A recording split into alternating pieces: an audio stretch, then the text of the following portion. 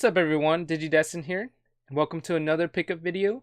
This one is pretty exciting just because there's a few obscurities in here, and I cannot wait to show you what I have.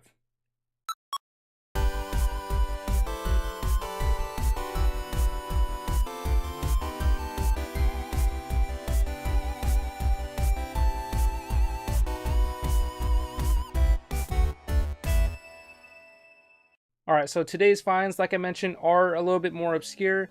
It doesn't necessarily mean that they're super rare. It's just something I don't normally come across, or me or my fiance come across. And so the first thing I want to show you is something we found at Goodwill. And I'm really surprised that they had this at the store, just because I would assume that they would throw this kind of thing away. It is a Super Nintendo manual. So this is Young Merlin. I've never played the game. Made by Virgin Interactive, or Virgin Games. This was 50 cents, so I'm really surprised that they decided to keep this and put it on the bookshelf for sale. This was the only manual, and my fiance found it, but yeah, it was just sitting on a bookcase, and she found it, and we decided to pick it up because it was 50 cents. Why not? I have no idea if the game's any good, but I'm pretty sure that, you know, either I'm gonna come across the game eventually, or somebody's gonna want the manual eventually, so that's why we picked it up. The next one is from Value Village, or the next few are from Value Village, and this one's pretty cool. This is an accessory to the Game Boy Color, and I've never seen this one in person, but this one's got me going. This is the Game FM radio for the Game Boy Color by Intech, and this is in the packaging. We got this for $5. And so what you do is you take this, you plug it into the side of your Game Boy Color, right there. It's got headphone jack, and apparently you can listen to the radio with your Game Boy Color.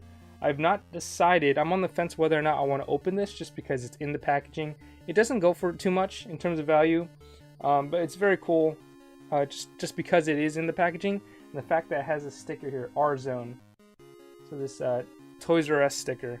I'm very nostalgic for Toys R Us products, or anything related to Toys R Us, just because that was a toy store I kind of grew up in once KB Toys shut down.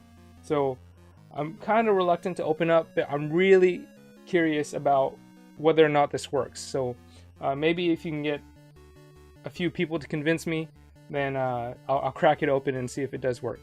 The next one, as I mentioned, is also from Value Village. This one was found by my fiance, and this is something I've been looking for a while. This is a VHS tape. It is a copy of The Wizard starring Fred Savage. And if you haven't seen this and you're a Nintendo fan, I definitely recommend it. It's not the greatest movie, but it is about, what is it, hour 40 minutes? It's an hour 40 minutes long of just Nintendo marketing. So this game came out before Super Mario Bros. 3 came out, and this was essentially a huge marketing scheme just to debut or announce Super Mario Bros. 3. And it kind of plays off the Nintendo World Championships as well. So they had a Nintendo World Championship like tournament in here, and that's kind of the goal of these main characters, to travel and win that tournament. But it's a very fun movie. Again, I have it on DVD, but I've been looking for this copy on VHS for a long time, and finally we saw it on the shelf at Value Village, and now I'm able to own it. It's not in the greatest shape, but it'll be nice to add it to collection and maybe upgrade it eventually if I do come across another. Alright, and the last find is actually thanks to a buddy of mine. He happened to go into a Value Village as well, and he saw this and he posted it up on the Facebook group that I'm a part of, asking if anybody wanted it. I didn't see it. My fiance saw the post and decided to pull the trigger and buy it off of him, or asked him to pick it up for us. This is something I do have, kind of. I have the system, but I don't have this specifically. So this is a Sega product, which is something I don't show normally. It's pretty hefty. It is a Sega Pico in the box. Look at this. And this box is huge. When he met up with us to exchange it, I did not expect the box to be this big or this heavy. As you can see, it's very thick. It probably would not fit on the shelf behind me because it's actually a little bit wider than some of the Nintendo boxes as well. Got this from Value Village for about 60 bucks. And it's in very, very good shape. It's got all the components in it. I'll actually open it up. I'll show you what's inside in just a moment. So if you don't know what the Sega Pico is, it was marketed as a computer that thinks it's a toy. And essentially it's an educational system made by Sega.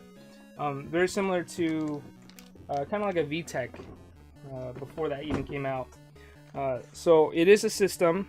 You plugged it in, you know, with the power adapter into your TV. There were cartridges for it, but they actually doubled as storybooks in a sense. So as you can see here, we have the system inside the plastic. I'll take it out for you. Had a nice little handle. As you can see, it's in very good shape. It's a little bit dirty, but that's okay. And if we open it, look at that. Oh, that's the sheet of paper, or the tablet, I guess. Yeah, if we open it up, we look. It's not the greatest to hold and display like this, but we have a little pen, a little stylus here. We have buttons for like going back and directional buttons. This is where the cartridges went, and then that piece of paper that you saw fly off is actually a little template that goes here. It's gone somewhere. Here, maybe if I can grab it. Yeah, see, you got this little yellow template that goes into here, and yeah, you play the game this way. Well, not by your shoulder, but this is a cartridge. Came with the box, or came with the game. It was a pack-in. This is Richard Scarry's Busy Town.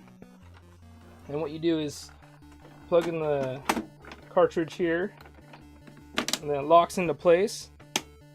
And then you can turn the book, and it will actually change the story on the TV as you turn the pages. And then you can interact with the story, the pictures in the story as well.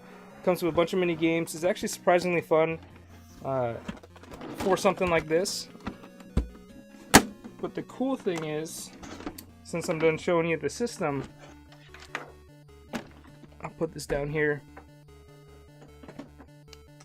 The very cool thing is, not only does it come with the instruction manuals for a few games, but it comes with the games themselves complete in their boxes. Look at that, it came with 3 games. So this one's Mickey's Blast into the Past. An awesome shape. The boxes are a little bit odd shaped. They all have their hang tabs too, I think. Yeah, they do.